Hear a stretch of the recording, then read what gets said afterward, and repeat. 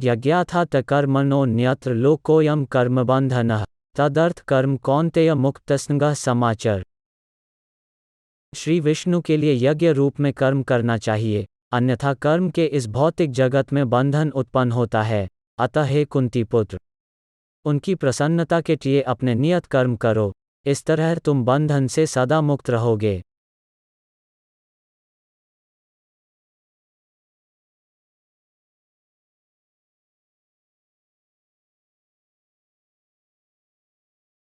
जय श्री कृष्ण।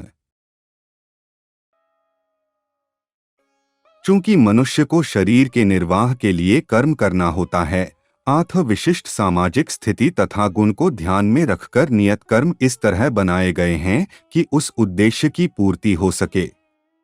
यज्ञ का अर्थ भगवान विष्णु है। सारे यज्ञ भगवान विष्णु की प्रसन्नता के लिए हैं।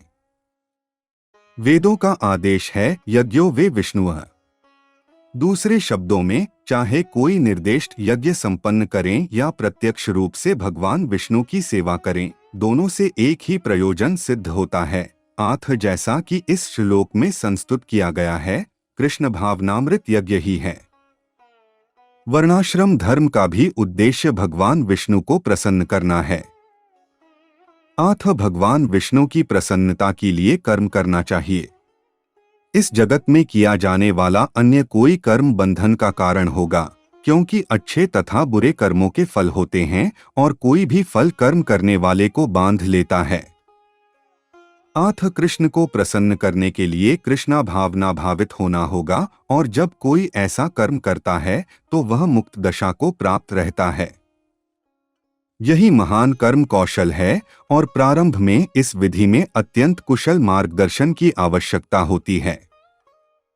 अतः भगवत भक्त के निर्देशन में या साक्षात भगवान कृष्ण के प्रत्यक्ष आदेश के अंतर्गत जिनके अधीन अर्जुन को कर्म करने का अवसर मिला था, मनुष्य को परिश्रम पूर्वक कर्म करना चाहिए।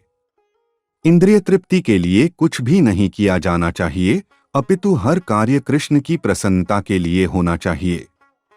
इस विधि से न केवल बंधन से बचा जा सकता है, अपितु इससे मनुष्य को क्रमशः भगवान की वह प्रेम भक्ति प्राप्त हो सकेगी जो भगवत धाम को ले जाने वाली है। और इसे के साथ आज हमने तीसरे अध्याय का 9वें श्लोक का तात्पर्य देखा। अब हम कल 10वें श्लोक का तात्पर्य देखेंगे। हरे कृष्ण कृष्ण कृष्ण हरे हरे, हरे राम राम राम हरे हरे।